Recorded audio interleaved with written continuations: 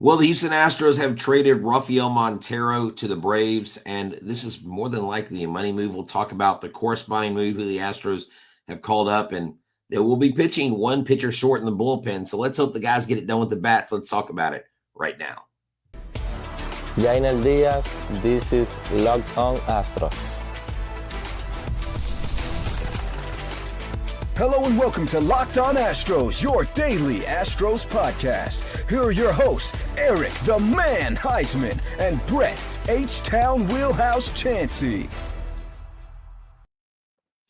We are Locked On Houston Astros, and we hope that you join us for a daily Locked On Astros podcast. My name is Eric Heisman. You can find me on X at Eric Talks Stros. Find the show at Locked On Astros, and your team every day. Brett, where can I find you at? They can find me at Htown Wheelhouse on X, Instagram, and TikTok at Stros411 on X, Facebook, and Instagram. And as well, back to the bullpen on X, on Instagram, on YouTube, and iHeartRadio, where I'm always positive, always Stros.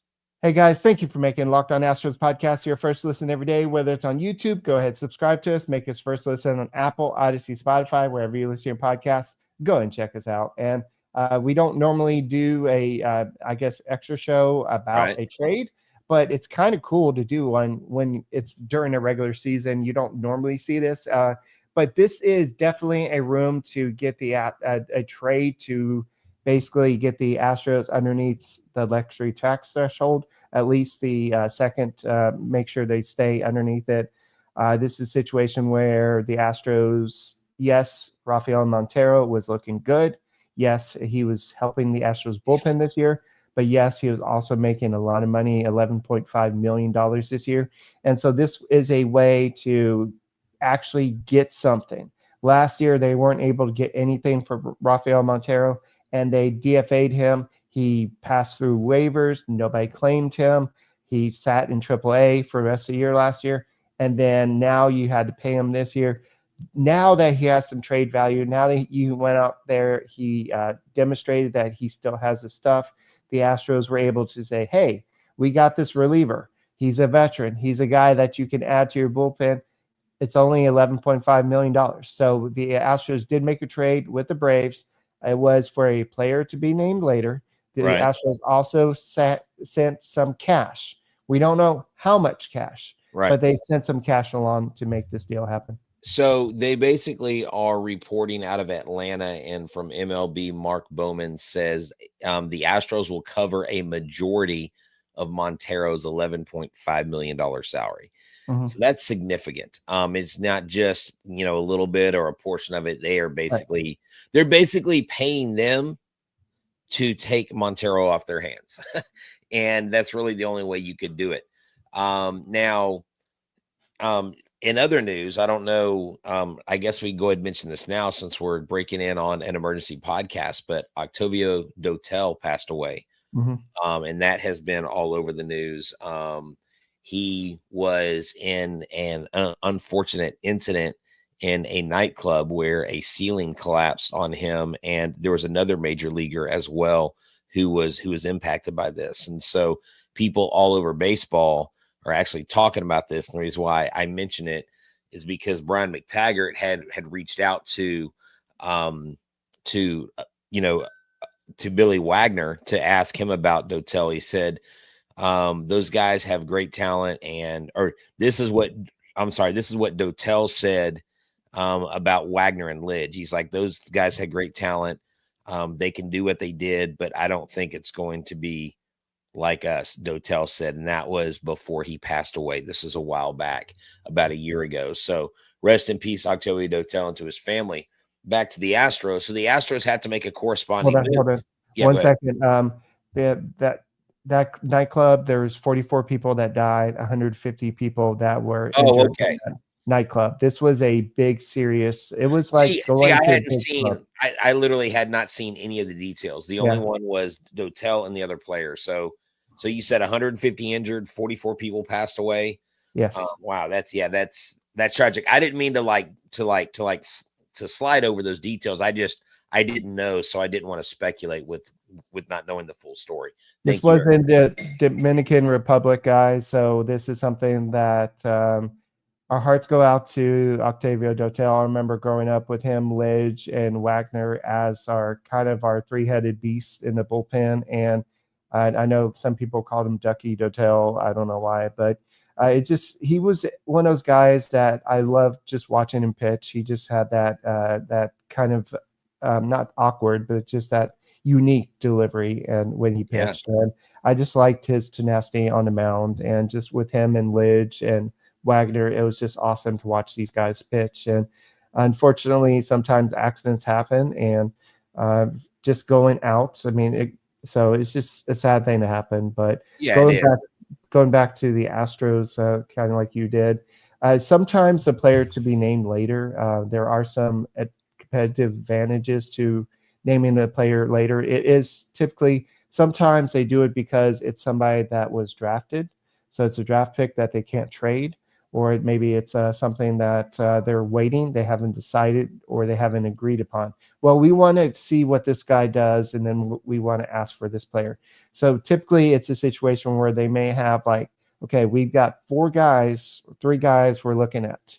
We want, at a certain time, we're going to say, hey, we want this guy. And the Braves will have to send that guy because the Astros basically paid for this prospect. This is a prospect. This wasn't a salary dump. They are sending cash away to basically trade Montero, but they're also getting a prospect back, a pitcher, somebody that they feel is going to have some value to the team. Maybe not right away, but at some point. So the corresponding move, I saw this kind of coming once they traded him, but who's coming up? I'm sorry. Who's coming up? I'm sorry.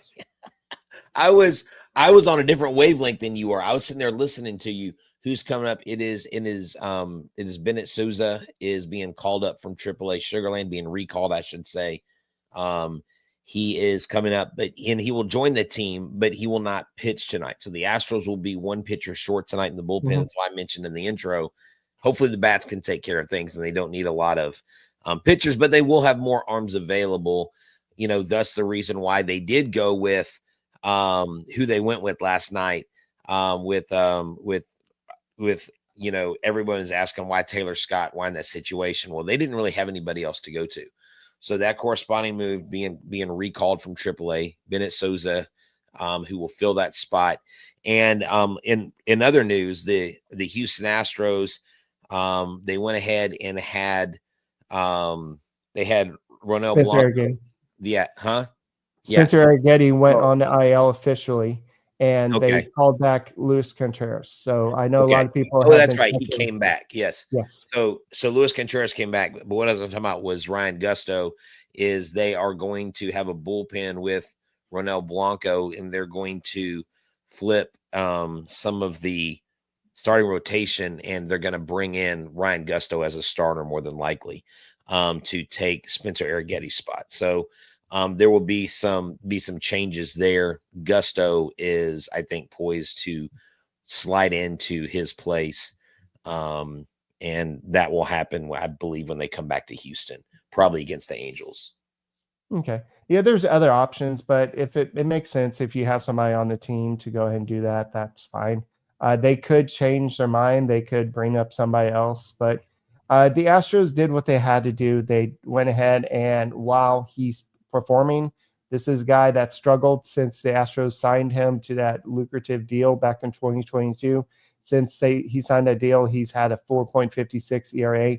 He struggled with the Astros since he had that breakout season after being traded over from the Mariners, or I guess he was DFA'd by the Mariners and he got traded over to the Astros. He had that great deal, that's great season, and then the Astros like, oh, let's go and extend him. But the Astros were able to trade something that nobody wanted last year for something. We don't know what that something is. That something could be a little bit of nothing. But guys, we'll go and continue this conversation next. Thank you for making the Locked On Astros podcast your first listen every day.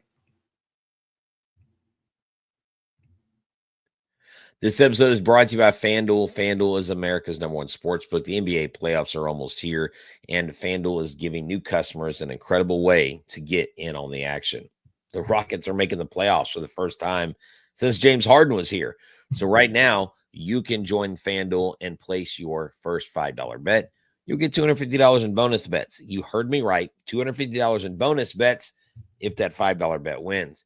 You will love how FanDuel makes betting so easy, whether it's picking your favorite team or my favorite team, the Rockets, or even diving into player props. How many three-pointers will Jalen Green hit? How many blocks will Alperen Sengun make on defense? So from three-pointers to steals to assists, FanDuel has so many ways to bet your favorite player props. Plus, after the game tips off, you can even combine live prop bets into a same-game parlay for a chance to win big. Don't miss out. Head to FanDuel.com and claim your $250 in bonus bets today.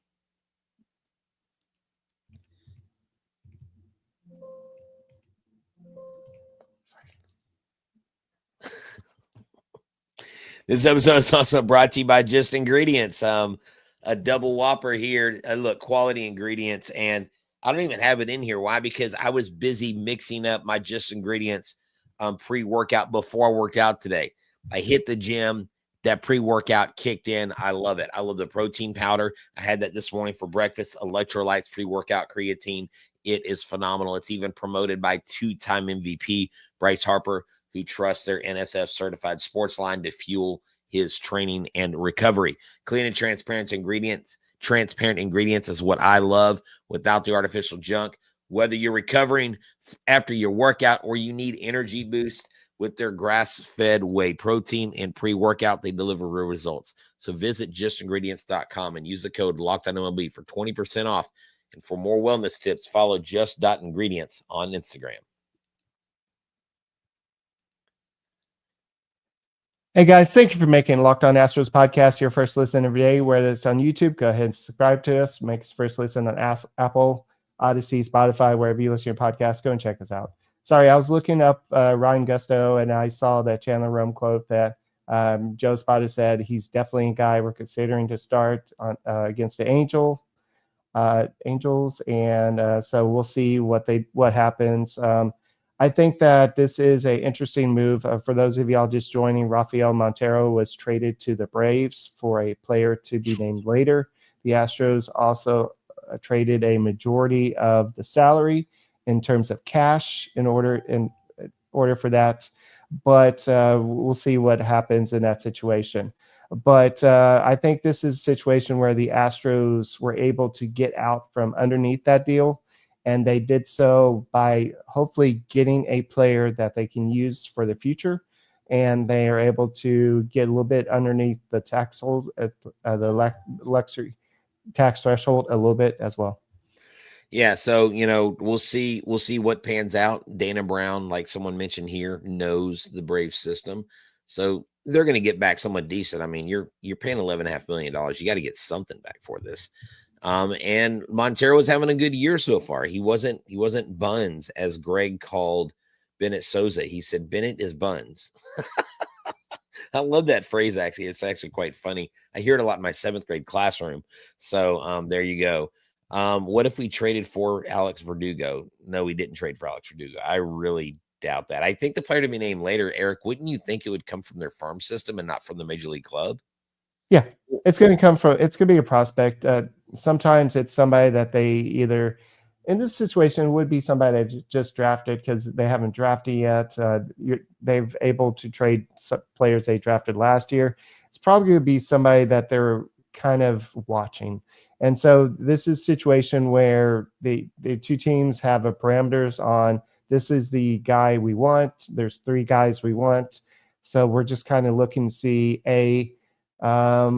we want to see these guys play a little bit more, and we want to see which player we want. So it's just kind of situation of that's kind of why it's a player to be named later. They haven't really reached an agreement. They have a tentative idea on an agreement, but they haven't sat down and said, oh yeah, we have a deal. My word is as strong as oak, like they have in Jerry Maguire. So it's not anything like that. What happened? Hold on. I left and I'll come back and you're quoting Jerry Maguire. Sorry, I had a salesman come to my door at 8:15 when it's dark at night. And I said, sir, I can't talk to you. I'm recording a podcast and it's live. See ya. And I closed the door. So, look, Eric, I think throughout the season, you're going to see things happen. I think Dana Brown is very smart. I don't think he's been really given a lot of credit. You see guys like Tucker and Bregman, who are superstars in Major League Baseball, both getting the Player of the Week awards, and everybody's like all of a sudden, oh, we got snowed. The Cubs fleeced us for Kyle Tucker. And I'm like, okay, well, I don't know, man. You see the big contract that Vladdy got, they weren't going to pay Tucker. And that's just the bottom line. So all we can hope, Eric, is that what is all these people call? What is it? Well, while you're dealing with that, Brett, according to COTS, the Astros on opening day were 1.9 million underneath the luxury tax threshold. So we don't know exactly the financials that were exchanged in this salary in this little exchange here, but we do know that this does put them a little bit underneath the luxury tax threshold a little bit more. We know that Jim Crane does not want to exceed it for a second straight season. And the fact that they're not playing great baseball, that probably adds to the fact that they don't want to pay a luxury tax if they're going to be playing bad baseball. They're not the Mets like the Mets have been in the past seasons. So they're probably going to try to do as much as they can to stay underneath that tax bracket. So it just depends on what happens closer to trade deadline. And maybe they'll do something like the Angels did 2 seasons ago, where they just kind of dropped some players. They said, okay, see ya. We're DFAing you. We don't have you on the books at the end of the year. Yeah, I mean, but wouldn't that be a symbol of them sailing things in? They're out of the running at the end of the year, I mean, it would be a bad look for the Astros, but no, I don't think that's the case. I think we're getting Ronald Acuna Jr. That's what I think. Junior, maybe the kid's kid. Yeah, Ronald Acuna Jr.'s kid, his oldest son. That hasn't even been born. It's going to be born in 20 years. That's who we're getting. That's the player to be named later. So, yeah, this is definitely something to watch. It's always curious to see what that player is, but it could be somebody that maybe is a middle reliever prospect. It could be outfield prospect. It could be somebody. Typically, it's not somebody in the top 30, but it's just somebody that the Astros are looking at. They're just like, we have these guys that we want, but we just don't know who we want. We can't come up with agreements. And sometimes it's based on what that player does. How good is Rafael Montero going to do with the Braves? That's also a determinant as well. Sometimes. Well, I'm excited about this game tonight because I think the Astros need to get back on the winning side of things. You win tonight, you win tomorrow, the afternoon game. You come home with the series win, and then you get here, you play the Angels, and you win at home. Hopefully, they can play at home. That is the big question, Eric. Can they win at home? Because they are buns at home this year. So hopefully they can turn that around. You said buns. Yes, someone's asking us if it was Beavis and Butthead reference. Fire. Cornholio. Sorry.